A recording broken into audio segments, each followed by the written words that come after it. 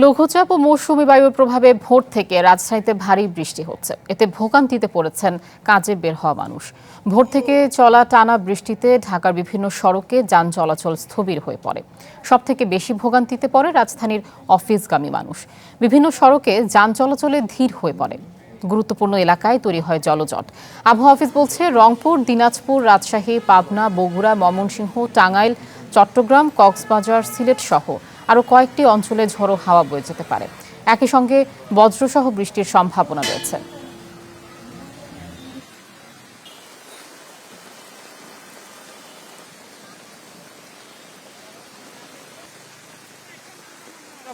দেখেন না, বৃষ্টিতে ভিজা দাঁড়ায় দিচ্ছে গাড়ির জন্য, যাচ্ছে না কেউই। আমারও ভিজা এখানে, কিন্তু আমি তো যাইতে পারি না, একদম দাঁড়ায় দিচ্ছে এখানে। এত বৃষ্টি আপনি দেখেন, রিক্সা যাইতে পারতেছে না, কোনো কিছু দেখা যাইতেছে না। যাদের ছাতা নাই এখন তো অবস্থা ভয়াবহ অবস্থা। দর্শক, আবহাওয়া পরিস্থিতি নিয়ে আরো জানাতে রাজধানীর আগারগাঁও থেকে যুক্ত হচ্ছেন সহকর্মী সিওল আহমেদ। আমরা সরাসরি যুক্ত হব তার সাথে। সিওল, আবহাওয়া নিয়ে আপনার কাছে আসলে সবশেষ কি তথ্য আছে? এই বৃষ্টি আসলে কতদিন থাকতে পারে? আপনি নিশ্চয়ই জানেন যে আজকে সকাল থেকে কিন্তু মুষলধারে বৃষ্টি হয়েছে রাজধানী সহ বাংলাদেশের বিভিন্ন জেলাতে, এবং একই সাথে ঠিক কিছুক্ষণ আগে আমরা কিন্তু কথা বলেছি এখানে আবহাওয়া অফিসের যিনি দায়িত্বে আছেন, তিনি আমাদের সাথে কথা বলেছেন। তিনি জানিয়েছেন যে আগামী 3 দিন, অর্থাৎ আজকে থেকে আরও 3 দিন এই যে বৃষ্টি হয়েছে সকাল থেকে, সেই বৃষ্টি কিন্তু অব্যাহত থাকবে। এবং একই সাথে আরেকটি বিষয় আপনাকে জানিয়ে রাখি যে সমুদ্র বন্দরে কিন্তু 3 নম্বর বিপদ সংকেত দেওয়া হয়েছে, এবং একই সাথে নদী বন্দরে 1 নম্বর বিপদ সংকেত দেওয়া হয়েছে। এবং বলা হয়েছে যে এই সমুদ্র এবং নদীর 3 মোহনা থেকে অন্যান্য যে জায়গাগুলো আছে যেখানে আসলে মৎস্যজীবীরা যারা আসলে সেখানে যান মাছ ধরতে, সেই ট্রলারগুলোকেও কিন্তু সেখান থেকে নিরাপদে নিয়ে আসা হয়েছে, এবং তাদেরকে বলা হয়েছে যে নিরাপদে কিন্তু তারা যেন চলে আসে। এবং আরেকটি বিষয় আপনাকে বলে রাখি যে গত 27 তারিখ থেকে কিন্তু আমরা দেখেছি যে টানা যে বৃষ্টি সেটি কিন্তু রাজধানী সহ দেশের বিভিন্ন জেলাতে হয়েছে, এবং তা বলা হচ্ছে যে যেই তাপদাহটি ছিল সেটি আসলে কিছুটা কমে গেছে, এবং কমে যাওয়ার পর কিন্তু এরপরে কিন্তু আমরা দেখছি 27 এপ্রিল থেকে 5 দিন কালবৈশাখী ঝড় ও বজ্র সহ বৃষ্টির দাপট কিন্তু ছিল। এবং একই সাথে যদি আপনাকে বলে রাখি সেটি হচ্ছে যে ভারী থেকে অতি ভারী বৃষ্টি যেসব অঞ্চলে হচ্ছে সেখানে কিন্তু জলাবদ্ধতা দেখা দিতে পারে, এরকম একটি তথ্য কিন্তু আমাদেরকে আবহাওয়া অফিস থেকে জানানো হয়েছে। এবং তারা বলেছেন যে চট্টগ্রামে পাহাড়ি এলাকা যেটি আছে সেখানে কোথাও কোথাও কিন্তু ভূমিধসও হতে পারে, যার কারণে সেইখানে কোনো ধরনের এখনো পর্যন্ত কোনো সংকেত জানানো হয়নি। তবে তারা বলেছেন যে সকলকে কিন্তু নিরাপদে থাকতে হবে। এবং একই সাথে আবহাওয়া অধিদপ্তর যেটি বলছে, আসলে সকাল 7টার যে পূর্বাভাস ছিল সেখানে বলা হয়েছে ঢাকা ও আশেপাশের যে অঞ্চলগুলো আছে সেখানে কিন্তু আকাশ মেঘলা থাকবে, এবং একই সাথে বৃষ্টি সহ কিন্তু বজ্র বৃষ্টিও হতে পারে।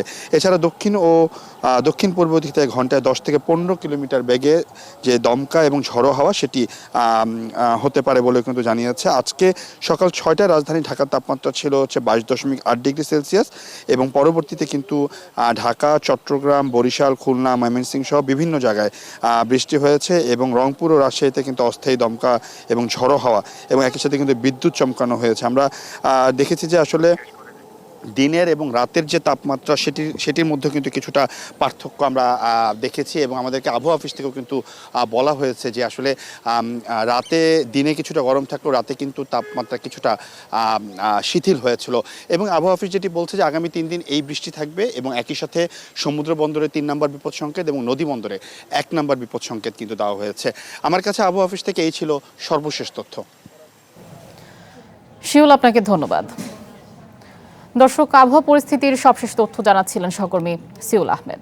এদিকে দুর্যোগপূর্ণ আবহাওয়ার কারণে সমুদ্র বন্দরগুলোতে 3 নম্বর সতর্ক সংকেত দেখাতে বলা হয়েছে। সারা দেশে বিভিন্ন স্থানে মাঝারি থেকে ভারী বৃষ্টি হচ্ছে। এদিকে টানা ভারী বৃষ্টি, উজান থেকে নেমে আসা পাহাড়ি ঢল ও আকস্মিক বন্যার শঙ্কা দেখা দুর্যোগপূর্ণ আবহাওয়ার কারণে সমুদ্র বন্দরগুলোতে 3 নম্বর সতর্ক সংকেত দেখাতে বলা হয়েছে। এদিকে টানা ভারী বৃষ্টি, উজান থেকে নেমে আসা পাহাড়ি ঢল ও আকস্মিক বন্যার শঙ্কা দেখা দিয়েছে হাওড় এলাকায়। সুনামগঞ্জ, মৌলভীবাজার ও কিশোরগঞ্জের বিস্তীর্ণ এলাকার কোথাও কোথাও বাঁধ বা সড়ক ভেঙে হাওড়ে পানি ঢুকেছে। কোথাও নদ নদীর পানি বেড়ে প্লাবিত হচ্ছে নিম্নাঞ্চল। এতে হাজার হাজার হেক্টর জমির পাকা ও আধা পাকা বোরো ধান তলিয়ে যাওয়ার ঝুঁকিতে রয়েছে। এমন পরিস্থিতিতে শেষ মুহূর্তে ফসল রক্ষায় দিশেহারা হয়ে পড়েছেন কৃষক।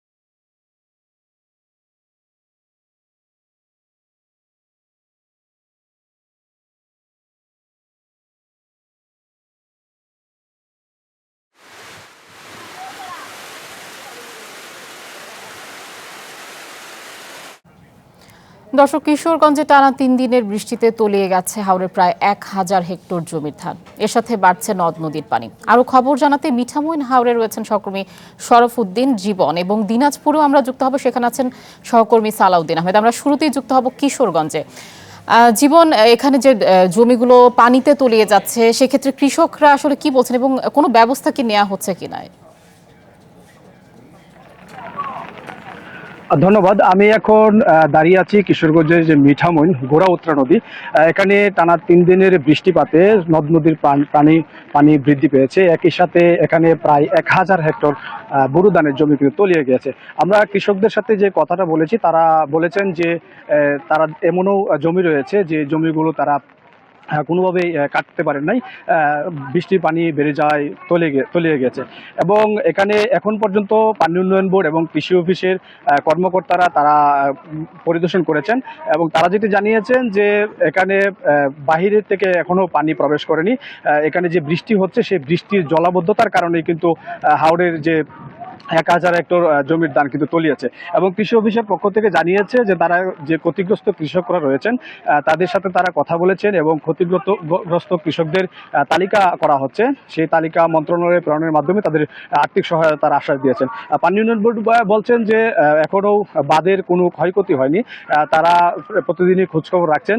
তবে প্রতিদিনই কিন্তু নদ নদীর পানি বৃদ্ধি পাওয়ায় কিন্তু কৃষকরা আতঙ্কে রয়েছে এবং যারা ধান কেটেছেন তারা কিন্তু ধান শুকাতে পারছেন না, ফলে যে ধানগুলো একসাথে রাখা হয়েছে সেগুলো চারা গজিয়েছে এবং সেই পচা ধান কিন্তু নষ্ট হচ্ছে। একই সাথে কৃষকদের ধানের যে মূল্য, সেই মূল্যটাও কিন্তু একেবারেই কম। এখানে 650 থেকে 700 টাকা মন ধান বিক্রি করা হচ্ছে। কারণ আর একই সাথে বেড়েছে কিন্তু কৃষকের যে শ্রমিক, সেই শ্রমিকের মূল্য কিন্তু বেড়েছে। 1200 থেকে 1300 টাকা প্রতিদিন কিন্তু কৃষকরা মজুরি দিচ্ছেন। যে 2 মণ ধানের যে দাম, সেই দাম অনুযায়ী কিন্তু একজন শ্রমিকের মূল্য দিতে হচ্ছে। সব মিলিয়ে কিশোরগঞ্জের যে হাওড় অঞ্চলের কৃষকরা তারা আসলে দুঃসহ জীবনযাপন করছেন।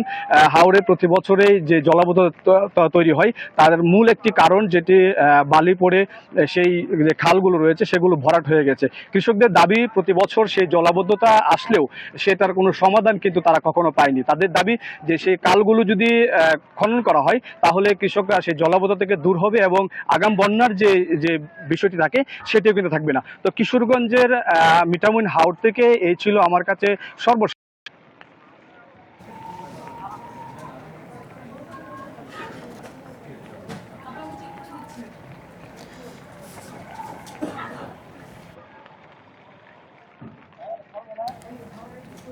জীবন, আপনাকে ধন্যবাদ।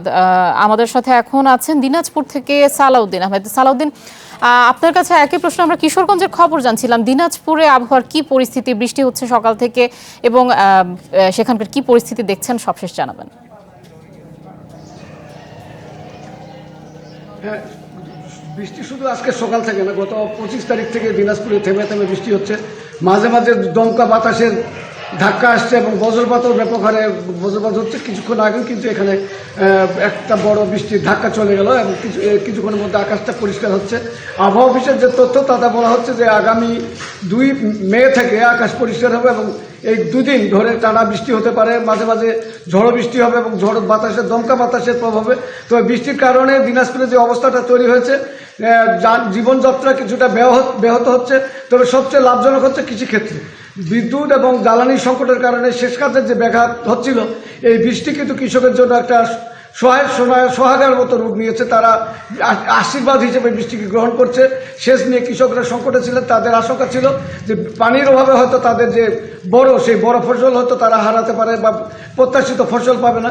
আর কৃষি অফিসের মতো দিনাজপুরে এবার প্রায় 1,74,000 হেক্টর জমিতে আমন আবাদ করা হচ্ছে। এ থেকে 8 লক্ষ মেট্রিক টন চাল পাওয়া যাবে, এটা তাদের একটা পরিসংখ্যান বলছে।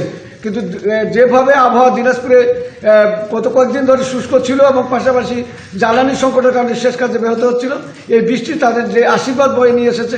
পাশাপাশি এই বৃষ্টি যদি ধারাবাহিকভাবে থাকে তাহলে হয়তো আসন্ন যে ফসল আম লিচুর, সেই আম লিচুর কিন্তু উপকার হবে। তবে যদি ঝড়ের ধাক্কা না থাকে তাহলে সেটি ফলনের জন্য ব্যাপক সহায়ক হবে বলে বাগান মালিকরা এবং বাগান যারা ব্যবসা তারা আশা করছেন।